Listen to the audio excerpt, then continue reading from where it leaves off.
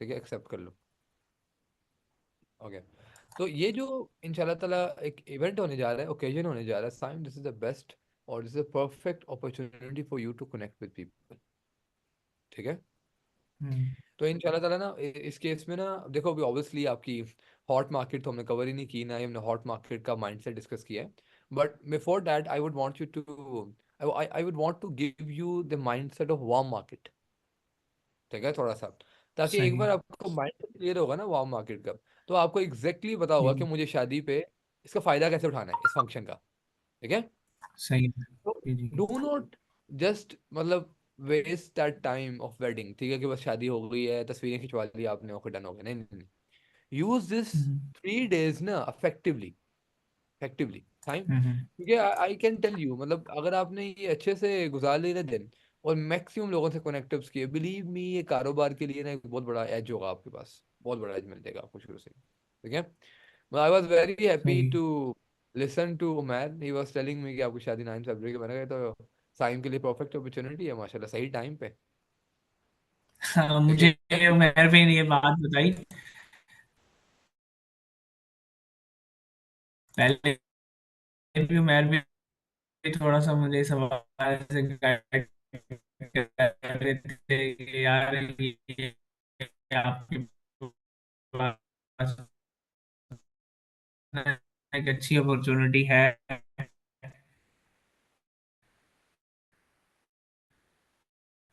आपको पता भी लगेगा कि मतलब आपके रिलेटिव्स कौन से हैं और नहीं है। मतलब फैमिली में कोई आना जाना इतना ज़्यादा होता नहीं मेरे।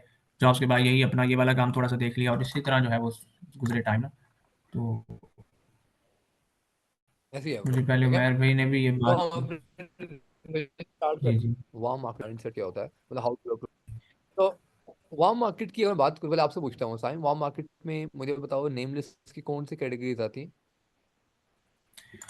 वो हमारे पास जो फ्रेंड्स फॉर्मेट है ना उसमें हाँ आते हैं। एफ एफ को छोड़ के और वहां से एस को छोड़ के हाँ, एंड वेरी से। गुड। मतलब रिलेटिव इंस्टीट्यूट, स्कूल, कॉलेज, जी। यूनिवर्सिटी, हाँ अकेडमीज जी। वगैरह, हाँ फिर इसके अलावा आपके जो एम्प्लॉयर्स, नेबर्स, डॉक्टर्स, प्रोफेशनल्स, है जी ना, जी जी बिल्कुल। वार्म मार्केट में आए थे। ठीक है। तो वार्म बिल्कुल। मार्केट ही आपका ना, आपकी जो नेम लिस्ट होती है उसका मेजर पार्ट।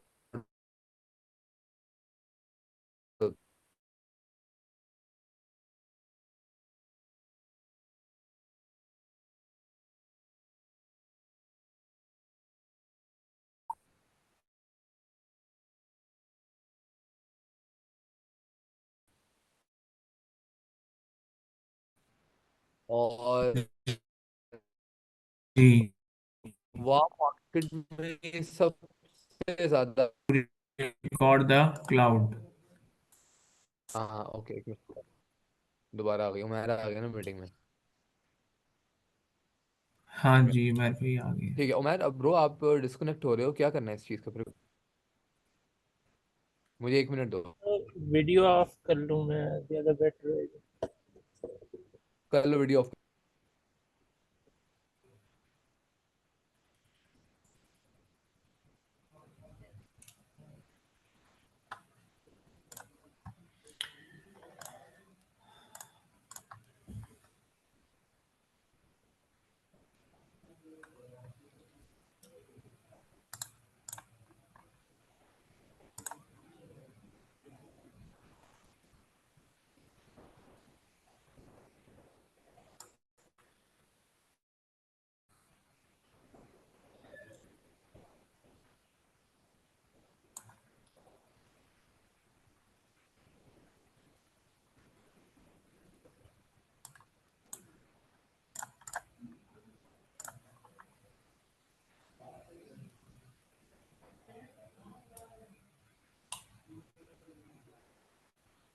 ओके। तो टाइम सबसे पहले जो प्रोसेस होता है उसे हम लोग बोलते हैं इन्फॉर्मिंग। ठीक है।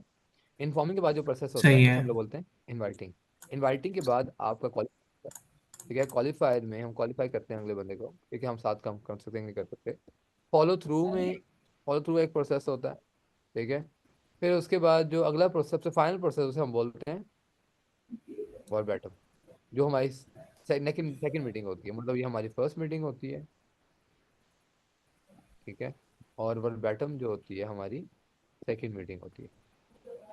ठीक है, तो ये जो पूरा प्रोसेस होता है साइम, इसको हम लोग बोलते हैं वाटरफॉल प्रोसेस। और इसके एंड रिजल्ट क्या होता है, ये देखो। अच्छा।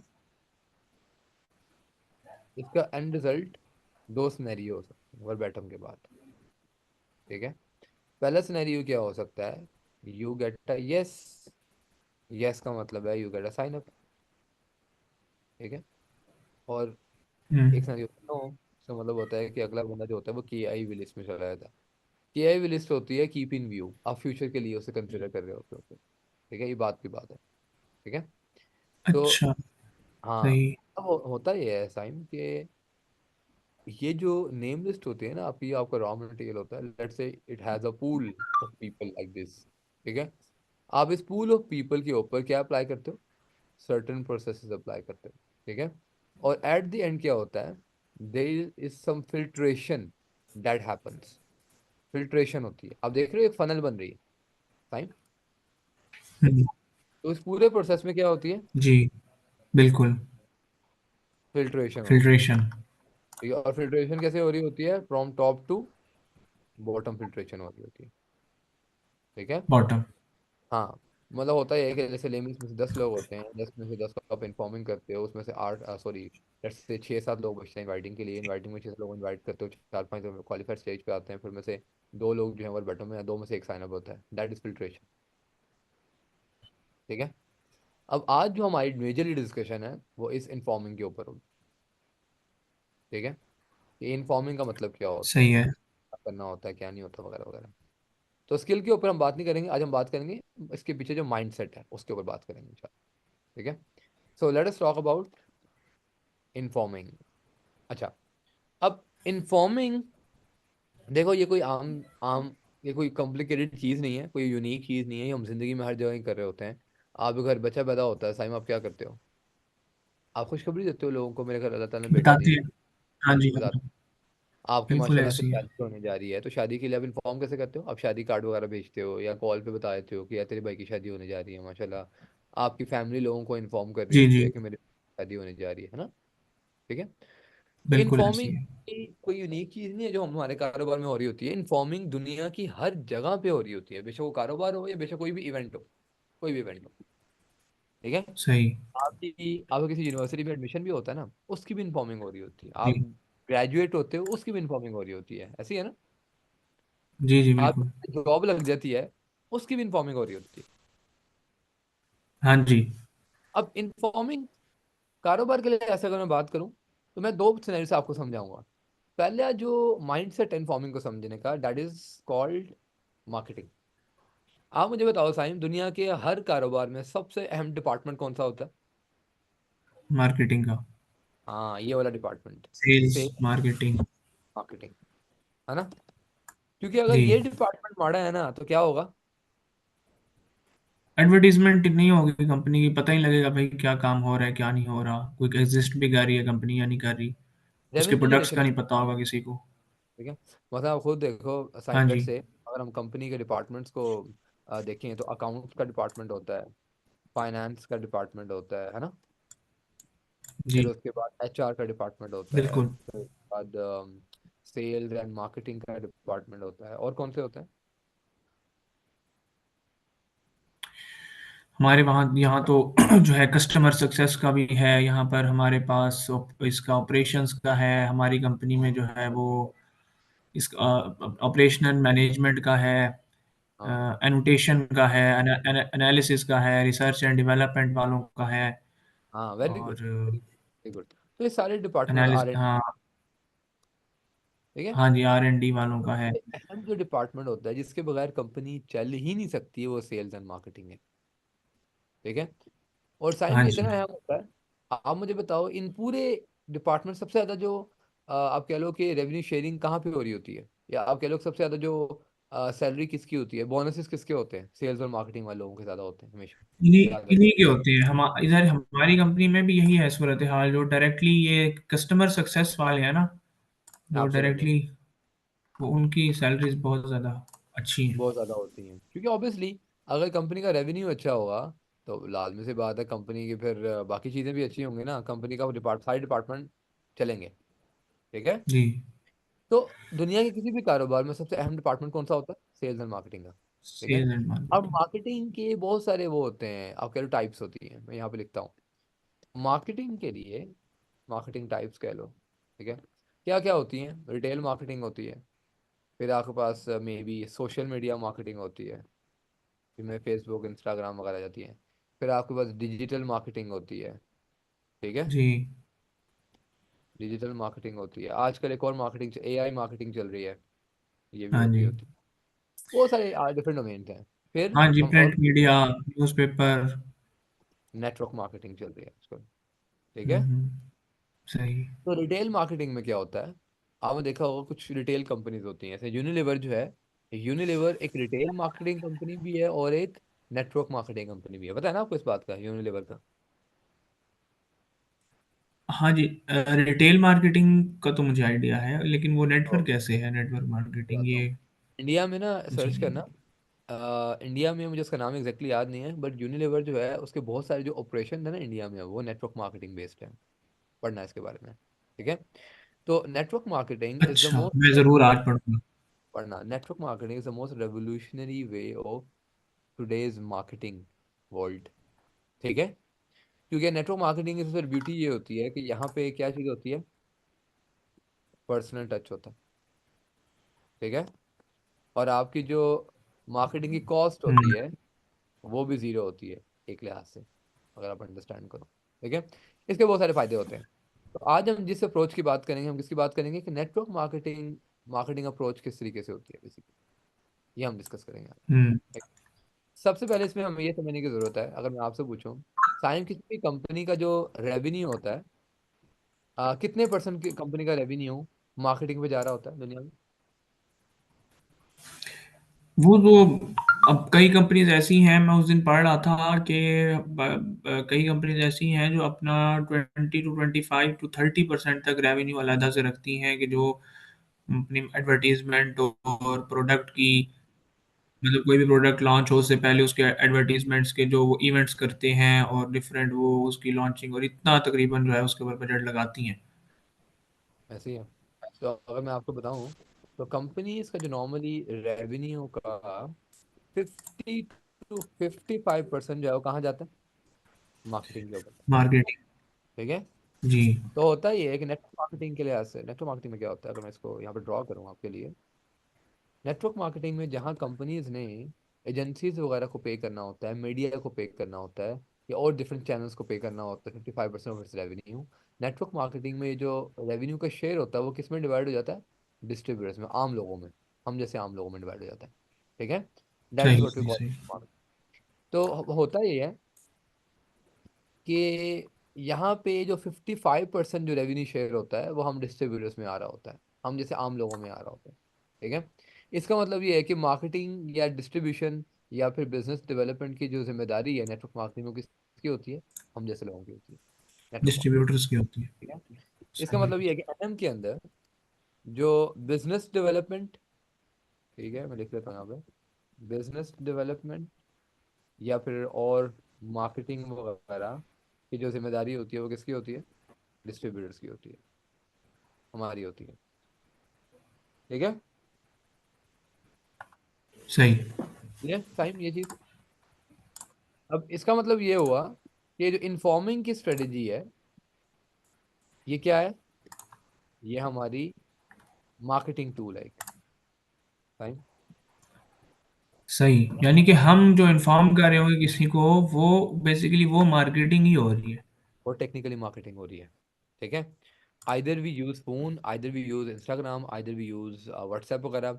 लेकिन नेटवर्क मार्केटिंग में कभी भी इंस्टाग्राम, फेसबुक, व्हाट्सएप वगैरह इतने इफेक्टिव नहीं होते। उसकी रीज़न ये होती है कि अगर आप उस तरीके से करना शुरू कर दो तो उसमें पर्सनल टच नहीं होता, उसमें नहीं पर्सनल रहता। क्रेडिबिलिटी हम्म। नहीं, उसमें ट्रस्ट नहीं नहीं होता। होती है। नेटवर्क मार्केटिंग के अंदर इस ऐसे ही। मार्केटिंग टूल को इफेक्टिवली यूज करने की सबसे अहम जो स्ट्रेटेजी होती है वो क्या होती है? कॉलिंग।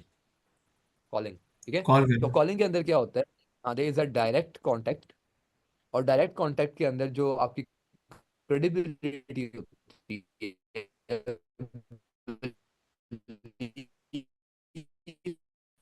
सिस्टम होता है, आपकी जो एनर्जी और एक्साइटमेंट होती है और टच होता है वो लाइव। तो ये पहला माइंड सही। करता है, relay the information, that's it, relay the information. ठीक है। मतलब नॉर्मली क्या होता है, उनके कौन कौन से वो होते हैं, पहलू होते हैं जो आपने कवर करने होते हैं इन्फॉर्म करते वक्त। ठीक है। लेकिन जो इन्फॉर्म में क्या होता है, अगला बंदे सही के है। हालचाल पूछते हैं, अगला बंदा हमारे से हालचाल पूछता है, अगला बंदा आपसे पूछता है कि आप क्या कर रहे हो, तो आप बताते हो कारोबार कर रहा हूँ अल्हम्दुलिल्लाह, कामयाब हम्म। तरीन लोगों के साथ काम कर रहा हूँ, जिस तरह से चीज़ें चल रही हैं मुझे नज़र आ रहा है 7-8 महीने में नौकरी छूट जाएगी, आखिर कब तक नौकरी करूंगा। आप बोलते हो उसको यार 4 से 5 साल की कड़ी मेहनत है, उसके हम्म। बाद एक ऐसा सिस्टम बना लूंगा जिसके बाद मुझे तो छोड़ो, फैमिली में से किसी को पैसे के लिए काम करने की जरूरत नहीं पड़ेगी। अब इसके ऊपर अगला बंदा आपको रिस्पॉन्स देता है कि यार हाँ यार मैं भी देख रहा हूँ, मुझे भी बताओ ये वो। तो अगला बंदा खुद आपको अप्रोच कर रहा होता है टाइम, अगला बंदा खुद आपको कहता है कि भैया मुझे भी बताओ यार, मैंने भी करना है। ठीक है। सही। तो इन्फॉर्मिंग की जो हमारा मार्केटिंग टूल है, ये एक बिजनेसमैन की स्ट्रेटेजी है, बिजनेसमैन की, एक सेल्समैन की नहीं। ठीक है। आपने अक्सर औकात देखा होगा साईं, आपको कॉल्स शायद आती होंगी, क्रेडिट कार्ड वालों की कॉल्स आ जाती होंगी, लोन अप्लाई करने वालों की कॉल आ जाती होंगी, सर हम्म। क्रेडिट कार्ड ले लें, सर वो इंश्योरेंस भी आजकल, लेकिन इंश्योरेंस के लिए बिल्कुल अप्लाई बिल्कुल करना बिल्कुल है, यू आर सिंपली बिल्कुल बिल्कुल बिल्कुल। Chit chatting with your friend और रिलेटिव जो भी हैं, और आप उनको अपनी एक्साइटमेंट शेयर कर रहे होते हैं, जैसे कि मैंने कारोबार शुरू किया, जैसे आपने अगर इन्फॉर्म करना है अपनी शादी के बारे में, तो आप गपशप लगाओगे हम्म। यार माशाल्लाह ऐसे करके आप बता दोगे ना अपने बारे में। ठीक है। आप उसको ये थोड़ी बोलोगे तू भी कर ले शादी, तो भी ऐसा लाइफ पार्टनर मिल जाएगा, ये नहीं बोलोगे आप उसको कभी भी। ठीक है? आप उसको अपना बताते हो, दैट इज इन्फॉर्मिंग। ठीक है। हाँ। So this is a first mindset of informing. अब मैं दूसरा जो आपको माइंडसेट देने जा रहा हूँ वो साइंस सबसे अहम है, वो सबसे अहम है।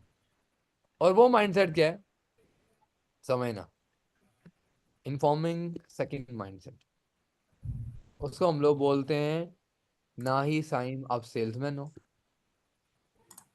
ना ही आप सेल्समैन हो, ना ही आप एक आईआर हो, क्यों तो हो ही हो, ठीक है वो छोड़ो, ना ही आप बिजनेसमैन हो साइम, आप क्या हो, एक, बोलो, आप एक एंटरप्रेन्योर हो। अच्छा। ठीक है। हाँ। ना ही आप आईआर हो, ना ही आप सेल्समैन हो, आईआर ना ही क्या आप बिजनेस, मतलब? इंडिपेंडेंट रिप्रेजेंटेटिव क्यूनेट के सीकरी। अच्छा अच्छा ठीक है। अच्छा। वही मोबाइल के ऊपर, आप क्या हो, एक एंटरप्रेन्योर हो साइम। एंटरप्रेन्योर। अब एंटरप्रेन्योर होने का मतलब क्या होता है, ठीक है, मतलब मैं उस दिन भी शायद उमर भी नहीं शायद आपको समझाया हो, एंटरप्रेन्योर होने के दो मतलब होते हैं, मतलब यहाँ पे लिखता हूँ मैं। तो बीइंग एन एंटरप्रेन्योर, उसके डीएनए क्या होता है, एंटरप्रेन्योर्स डीएनए वो क्या होता है। So there could be two things. एक एंटरप्रेन्योर जो होता है उसके अंदर दो चीज़ें होती हैं, हमेशा लाइफ में याद रखना। एक एंटरप्रेन्योर जो होता है वो रिस्क टेकर होता है। ठीक है। और एक एंटरप्रेन्योर कौन होता है, जो प्रॉब्लम सॉल्वर होता है। ठीक है।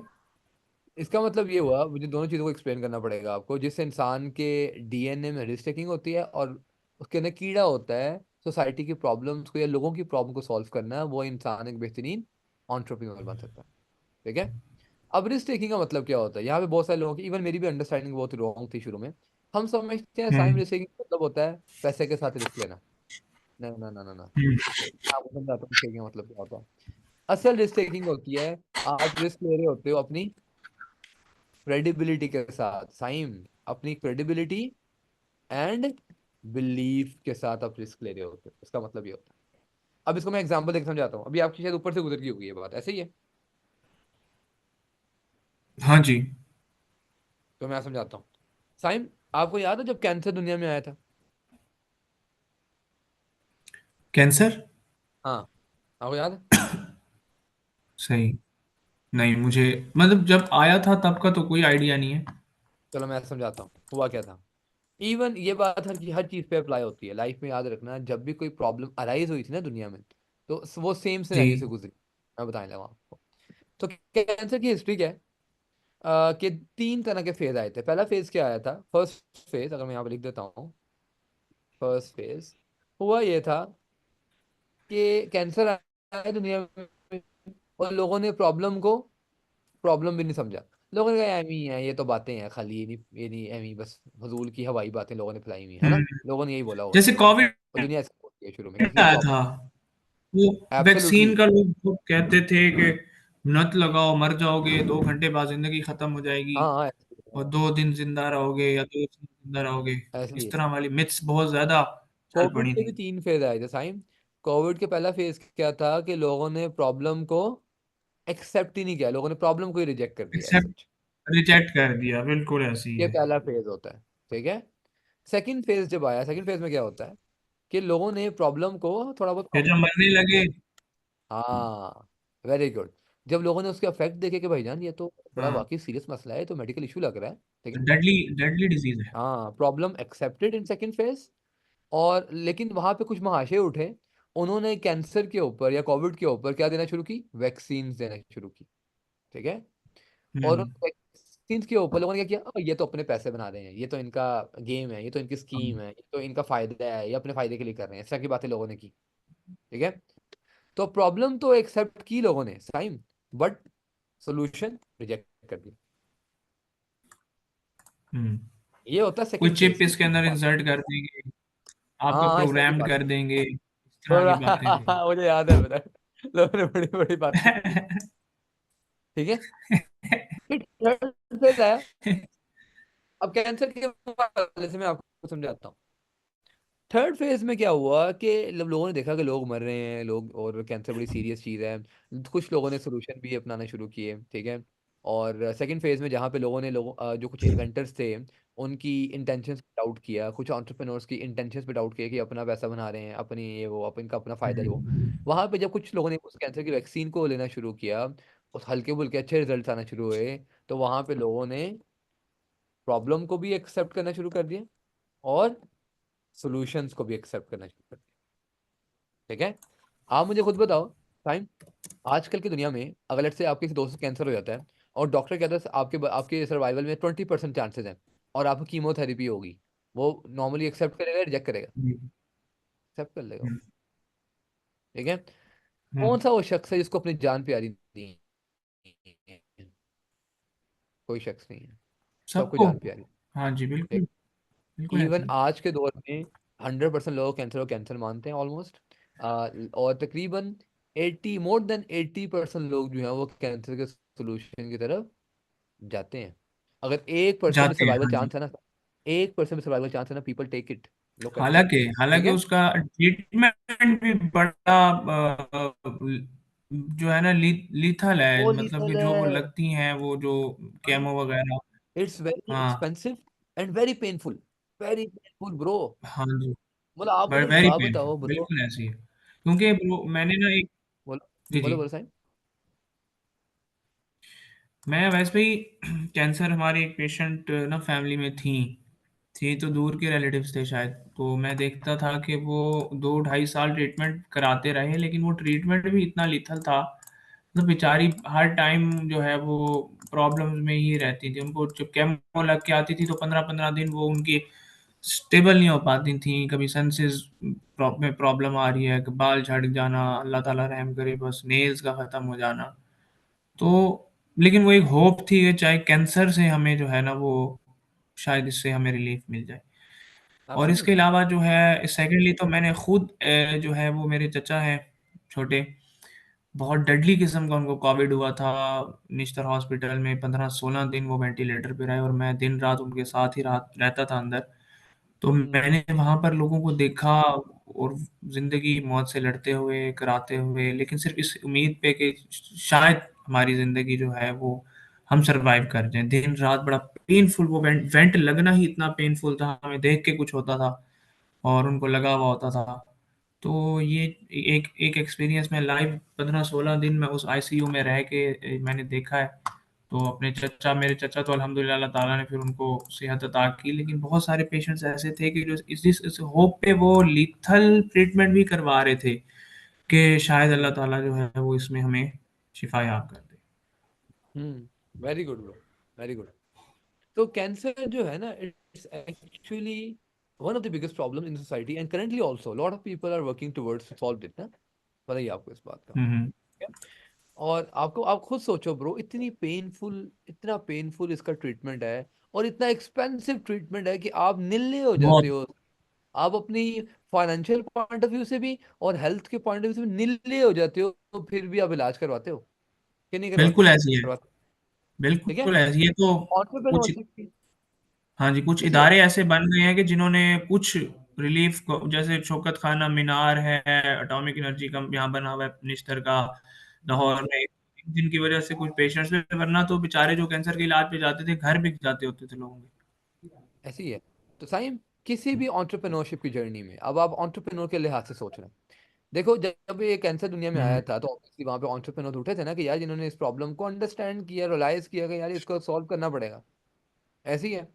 हाँ तो जी। और सारे दुनिया में एंटरप्रेन्योर हमेशा हमेशा जिंदगी में याद रखना, ये जो पहले दो फेज होते हैं ना, इनसे गुजरते हैं। ठीक है। पहले दो फेज में क्या होता है? सही। रिजेक्शन होती है, आपको हमेशा रिजेक्शन होती है लाइफ में, याद रखना। और लोग जो होते हैं इन रिजेक्शंस के ऊपर आप पे डाउट करते हैं। लोग आपकी इंटेंट हम्म। के ऊपर करते हैं, लोग आपके बिलीफ के ऊपर डाउट करते हैं, और आपको कभी कभी खुद की हम्म। इंटेंट, खुद की बिलीफ पे भी डाउट होता है ब्रो। तो हाँ जी। एक entrepreneur जो होता है वो हमेशा लाइफ में, याद रखना, वो अपनी क्रेडिबिलिटी और अपने बिलीफ के साथ रिस्क ले रहा होता है, पैसे का रिस्क नहीं ले रहा होता ब्रो। ठीक है। कल को आप उठते हो और आप एग्जाम्पल में, सोसाइटी में कोई प्रॉब्लम है, आप कहते हो मेरे पास सोल्यूशन है, मेरे पास सोल्यूशन है। लोग आप पे डाउट नहीं करेंगे, एमी क्या सोल्यूशन है, क्या ये वो। ठीक है। मैं सबकी बात नहीं बिल्कुल कर रहा, ऐसे ही। सबकी बात नहीं कर रहा। तो एंटरप्रेन्योर्स मेजोरिटी ऐसे करती है। प्योरली ऐसे ही करती है।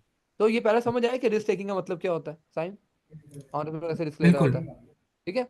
तो जो बिल्कुल। लोग, जो एंटरप्रेन्योर्स इस रिस्क टेकिंग को एक्सेप्ट कर लेते हैं, वो ग्रो कर जाते हैं। क्यों? जब, जैसे ही वो ये पहले दो फेज से गुजर जाते हैं ना, फिर तीसरा फेज जो होता है वो फल होता है। वो फल होता है फिर। यहाँ पे आप हम्म। इतना ग्रो करते हो, इतना ग्रो करते हो, पकड़े नहीं जाते, पकड़े नहीं जाते। लेकिन उससे पहले आपको इस डाउट के फेज से गुजरना पड़ता है, आपको इस रिजेक्शन के फेज से गुजरना पड़ता है। Yes no no no, yes no no no, yes no no no, इस तरह के काम होते हैं आपके साथ सारे। ठीक है। हम्म। तो बी वेरी ऐसी है। एक्सेप्टेबल टुवर्ड्स दिस थिंग ना, शुरू से ही मैं आपको वही माइंडसेट दे रहा हूँ आपको। ठीक है। फाइन। अब आते हैं हम लोग प्रॉब्लम सॉल्विंग पे। अब आप मुझसे सवाल ये पूछ हम्म। सकते हो कि भाई ठीक है, मुझे एंटरप्रेन्योरशिप की समझ तो आ गई है, बट सवाल ये पैदा होता है कि what problems are we solving in the world? हम लोग कौन से हम्म। मसले solve कर रहे हैं सब? तो साइम, आज आपने सिस्टम मिस कर दिया ना संडे का, मैंने वही तो बातें की थी संडे सिस्टम में आज, लास्ट टाइम बस संडे। वो वो बहुत जो है ना, मेरे लिए भी बड़ा रिग्रेटफुल रहा, काफी घंटे। कोई बात, मैं बताता हूँ। तो Saim, the world we live in, सबसे पहला जो मसला हमारी सोसाइटी में वो इनकम प्रॉब्लम है। People do not have opportunities to make money. ठीक है।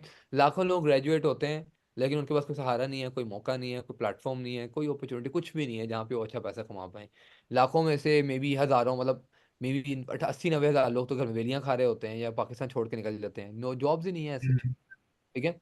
और जो लोग बाहर जा रहे होते हैं वहां भी कौन से जॉब्स कर रहे होते हैं, और जॉब्स नहीं होती, पिज्जा डिलीवरी, गाड़ियाँ बिल्कुल साफ। ऐसी ही होती हैं।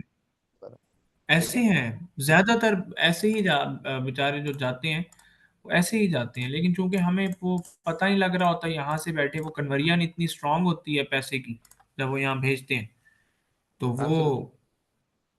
लोग, मैं समझ ऐसे रहा हूँ आपकी रहता है। बात। तो साहिब, यहाँ पे ना जो सबसे पहला मसला हमारी सोसाइटी के अंदर वो इनकम प्रॉब्लम है। और even if you get a job, उसमें उसमें आप मुझे बताओ कितनी इनकम होती है आपकी? 1 लाख, 1.5 लाख, 2 लाख, 4 लाख, बस। डेढ़ भी अब तो मुश्किल से जाती है। डेढ़ में, अब तो कंपनीज ना बस बस गुजारा ही हो रहा बड़ी है ना? गुजारा ही कर, हाँ ऐसे ही है। Right, this is the first problem in the society. That is why people are very unhappy. People are unjustified. Especially the second problem की वजह से. That is called hmm. time value. अब टाइम वैल्यू से क्या मुराद है? Time, आप देखो, आप 5 साल काम करो, 10 साल काम करो, 15 साल काम करो, 30 साल काम करो, आप अपने घंटों पे ही कमा रहे होते हो लाइफ में, ऐसी है। जी। और चलो मान लिया कि आप अपने घंटों पे कमा रहे होते हो, लेकिन क्या आपके घंटे की वैल्यू बढ़ी होती है? कोई नहीं बढ़ी नहीं। होती है। ठीक है। अगर वैल्यू बढ़ती भी है ना, तो ब्रो ये देखो, ये मसला होता है, ये मैं दिखाने लगा हूं आपको। ये चेक करो। ये आपकी ग्रोथ होती है, लेट्स से ये आपकी इनकम है, एक साइड पे आपकी, दूसरी साइड पे आपकी वो है, इन्फ्लेशन है। तो अगर आपकी इनकम ऐसे ग्रो कर रही होती है ना, मर मर के ऐसे हल्का हल्का ऊपर जा रही होती है, आपकी इन्फ्लेशन आजकल के दौर में ऐसे है, तो वो हैज ही नहीं होती। वो कभी हम्म। हैज ही नहीं होती। उल्टा आप कहते हो कि यार मेरी सैलरी की वैल्यू कितनी जा रही है, मुझे समझ नहीं आ रही मेरी जेब से पैसा कितना निकल जाता है। बिल्कुल ऐसी है, बिल्कुल ऐसी। तो टाइम की वैल्यू कोई नहीं है। एक तो ग्रोथ के लिहाज से बात कर रहा हूँ मैं, और दूसरा आप सिर्फ और सिर्फ अपने ही घंटों पे कमा रहे होते हो लाइफ में। हम्म। There is no leverage, there is no leverage. वो आप किताब में पढ़ा होगा ना अपना, टाइम लेवरेज के बारे में, वही बिल्कुल सीन है। बिल्कुल ऐसी है। ठीक है, अब हम बात करते हैं तीसरे मसले की। थर्ड प्रॉब्लम है, इसको मैं इसी तरह लिखूंगा अगर, थर्ड प्रॉब्लम हमारे माशरे में फ्रीडम का। हम लोग रैट रेस के अंदर स्टक हैं। go to a come back home, go to a come back home, go to a come back home, go to a come back home, go to a come back home, go to a come back home, go to a come back home, go to a come back home। Time बेचते हैं पैसा कमाते हैं, time बेचते हैं पैसा कमाते हैं, टाइम बेचते हैं पैसा कमाते हैं, टाइम बेचते हैं पैसा कमाते हैं, टाइम बेचते हैं पैसा कमाते हैं। टाइम नहीं बेचेंगे, पैसा नहीं बनता, पैसा नहीं मिलेगा। है ना। तो इसे कैसे हम लोग हम्म। बोलते हैं, इसे हम लोग बोलते हैं साइन फाइनेंशियल रैट रेस। हम इसमें स्टक हैं मेजोरिटी ऑफ द वर्ल्ड। सही। ठीक है, और लोगों के पास इससे बाहर आने का कोई रास्ता ही नहीं है। 99% of world's population is actually in rat race, stuck in this rat race. हम्म। चौथा मसला हमारे माशरे में क्या है, लेगेसी का। देयर इज नो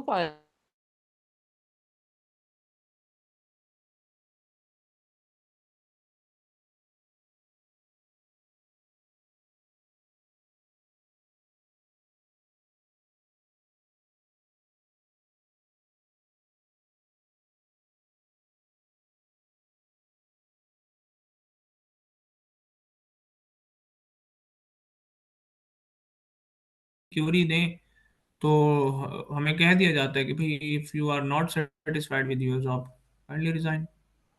बिल्कुल ऐसे ही है ब्रो। क्यों, तो लेगेसी कोई नहीं है लोगों की लाइफ में यार, तभी लोग बड़े परेशान होते हैं कि यार मैंने अपनी जिंदगी के 25 साल गुजार दिए हैं, मुझे कल को कुछ हो जाए तो मेरे बच्चों का क्या होगा। अभी 2 हफ्ते पहले की बात है Saim, one of my friends, ठीक है, उसकी डेथ हो गई। और वो अपना रवायती कारोबार करता था। उसकी 2 बेटियां थी छोटी छोटी। बेड पे ना अपनी बेटियों के साथ खेल रहा था, हम्म। हार्ट अटैक हुआ। अल्लाह को प्यार, 23 साल का था साइम, 23 साल का, इमेजिन ओहो। करो। तो आप मुझे खुद बताओ, उसने कुछ पीछे पीछे उसने कोई ऐसी पैसिव इनकम स्ट्रीम, कोई सिस्टम ही क्रिएट ऐसा नहीं किया जहां पे अब आप मुझे बताओ उसकी बेटियों को टेक केयर कौन करेगा, दुनिया करेगी। डू यू रियली बिलीव दुनिया करती है, घंटा करती है दुनिया नहीं आपकी टेक केयर। करती।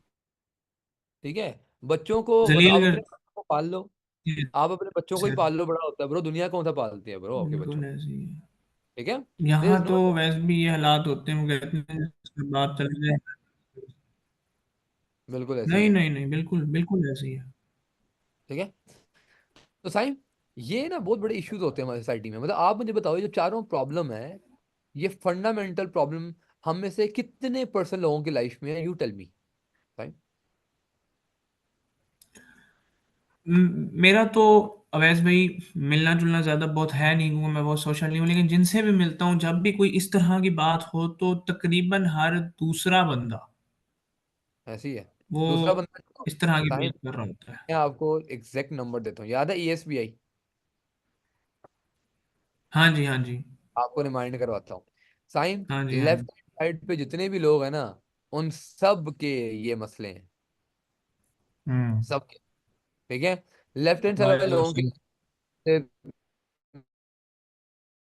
No leverage, there is no system, there is no freedom। तकरीबन 99.4% पॉपुलेशन दुनिया में ब्रोक है इस हम्म। टाइम पे। 99.4% लोगों की क्या ये प्रॉब्लम है। ठीक है साइम, इसका मतलब ये है कि जिस माशरे में हम लोग रहते हैं, जिस सोसाइटी में हम लोग रहते हैं, उसमें कैंसर है। ये 99 लोगों के अंदर कैंसर है उनकी लाइफ में, ये कैंसर है। और साइंस इसका मतलब क्या है कि इस प्रॉब्लम को सॉल्व, मतलब आप खुद सोचो, ये प्रॉब्लम इतनी बड़ी है, इसकी डिमांड कितनी है, आप मुझे बताओ। 99%। हम्म। मेरी बात समझ आ रही साहब, डिमांड इज बिल्कुल। Huge bro. कारोबार किस चीज पे चलता है, सप्लाई डिमांड पे ना। जी। तो अगर डिमांड आपकी ह्यूज हो, और सप्लायर सप्लायर की बात करता हूँ मैं, पहले डिमांड मैंने आपको समझा दिया, डिमांड समझ आ गई है। अब सप्लाई की बात करते हैं। ठीक है, कि सप्लायर कौन है और सप्लाई कितनी है। साइम अब आप मुझे बताओ, do you know of any platform other than QNet जहाँ पे 7 लाख से एक कारोबार शुरू होता हो, आप एक प्लेटफॉर्म का पार्ट बनते हो जहाँ पे you can solve this 4 problems simultaneously? Any other platform, any other opportunity that you know of, any other business that you know of? नहीं, मुझे मुझे तो कोई ऐसा नजर नथिंग आया नहीं है। ब्रो, है ही अभी एक नहीं। दफा हाँ जी, एक दफा है ही नहीं फिजिबिलिटी साइम। स्टडी हमने बनाई थी। ये देखो, मैं आपको गेम बताता हूँ। इनकम प्रॉब्लम की बात करते हैं। Do you know of any business जहाँ पे आप 7 लाख लगाओ and you can make $1 million 5-6 सालों में? There is no opportunity bro, nothing. नहीं। Any opportunity, any platform that you know of जहाँ पे आप मुफ्त में लेवरेज कर सकते हो। लेवरेज करने का मतलब क्या होता है? अपने घंटों को मल्टीप्लाई करना, टाइम की वैल्यू को बढ़ाना। याद है, पढ़ा हुआ किताब में आपने? देयर जी इज जी। नो ब्रो, लोगों की लाइफ में लेवरेज की नहीं, लेकिन लेवरेज जो है, मैं यहाँ बात कर रहा हूँ ऐसे लेवरेज की जो कि फ्री ऑफ कॉस्ट है। ऐसे लेवरेज की बात करूँ, ठीक है? फिर कोई और प्लेटफॉर्म बताओ साइम, जहाँ पे आप 4 से 5 साल में एक सस्टेनेबल सिस्टम क्रिएट कर सकते हो। साइम, सस्टेनेबल ठीक है सिस्टम, जनाब जी। कोई ऐसा प्लेटफॉर्म जहाँ पे 4 से 5 साल में आप सिस्टम क्रिएट कर सकते हो? नहीं है ना कोई? अल्लाह की तरफ से हो जाए, आप शुरू कर दें तो। वैसे मैंने अभी तक देखा तो नहीं है जो हमारे एक नहीं है रिवायती साइम, कारोबार होते हैं उनमें इतनी कोई जल्दी। भी नहीं है। ओ, कोई भी नहीं है। लेगेसी की बात करते हाँ। हैं। Any other platform, any other opportunity that you know of जहाँ पे आपके लाइफ में एक फाइनेंशियल सिक्योरिटी आ सकती है? You tell me. कोई भी नहीं है। There is no financial security. नहीं। जैसे ही कमाने वाला बंदा दुनिया से जाता है, कहानी खत्म हो जाती है पीछे फैमिली की, ठीक है? हम्म। तो इसका मतलब क्या है साइम? अगर कोई आपके दिन में भी नहीं है, मेरे दिन में कोई नहीं है, मेरे एक्सपीरियंस में कोई नहीं है, मेरी जर्नी में आज तक एक बंदा नहीं है जो मुझे इस सवाल का जवाब दे सका हो, जो मुझे और कोई प्लेटफॉर्म बता चुका हो, इसका मतलब क्या? सप्लायर कौन है? कितने सप्लायर है? वी आर ना, we are the only supplier in the market Saim. हाँ जी। We are the only supplier, bro. Hmm. You should be proud of it. That in today's world, the cancer is spreaded. और उसका cure किसके हाथ में है? मेरे हाथ में, आपके हाथ में, उमर भाई के हाथ में, और अशर के हाथ में है। साइम, हमारे हाथ। हमारे हाथ में इसका क्योर है ब्रो। हम्म। तो you should be proud of it. आपका हाथ हमेशा कैसे होना चाहिए साइम? देने वाला, लेने वाला नहीं, देने वाला ब्रो।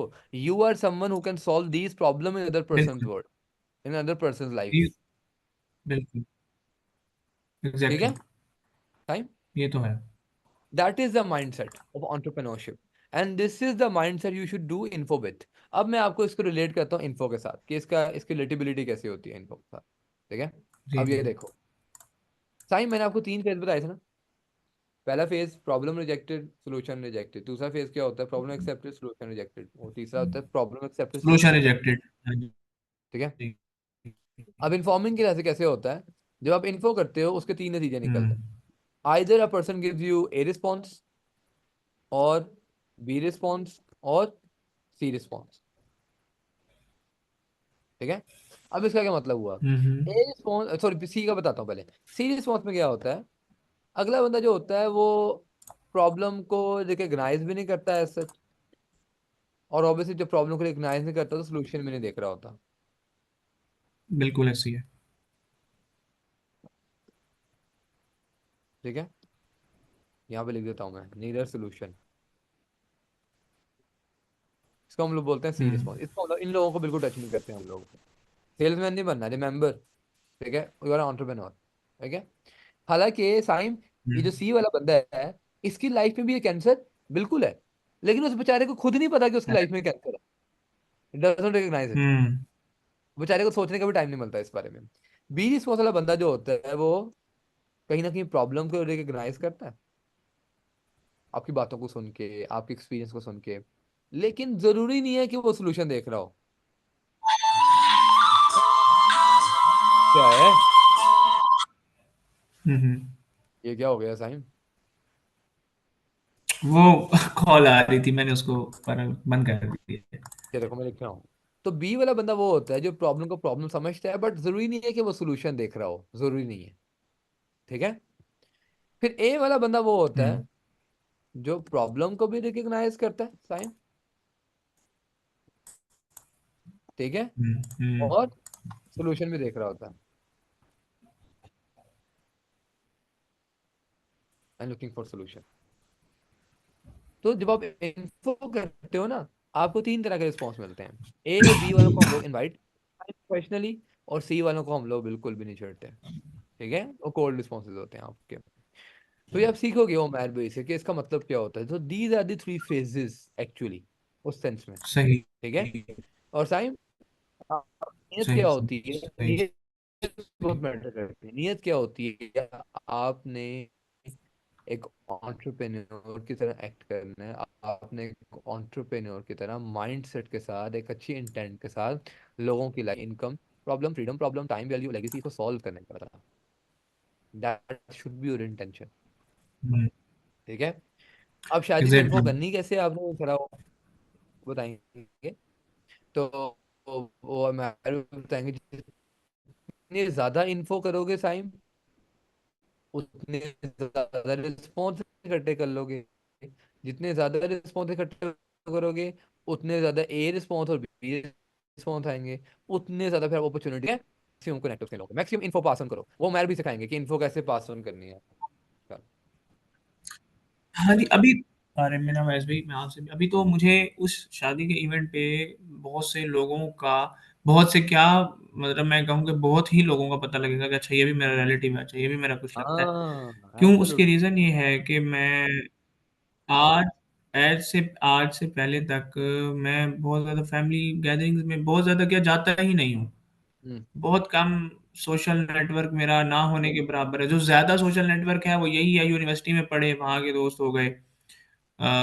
दो तीन एक आध फेलोशिप मैंने की, प्रोफेशनल डेवलपमेंट की, उधर जो मिले वो हो गए। मुझे अपनी फैमिली के रिलेटिव्स का, करीबी करीबी का तो पता है, मामू चाचू ताए ये सारे, लेकिन मतलब जैसे वो बात की जाती है भाई अम्मी के कजन, अब्बू के कजन, फलान, ये मुझे कुछ भी नहीं पता किसी का कि भाई हाँ, कौन है कौन नहीं है।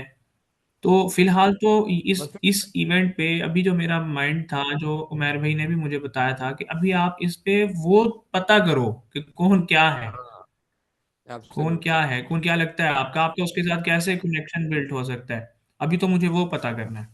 बिल्कुल ऐसी ही है। और मैं रिकॉर्डिंग स्टॉप कर दो, हमारा सेशन जो है वो खत्म हो गया है।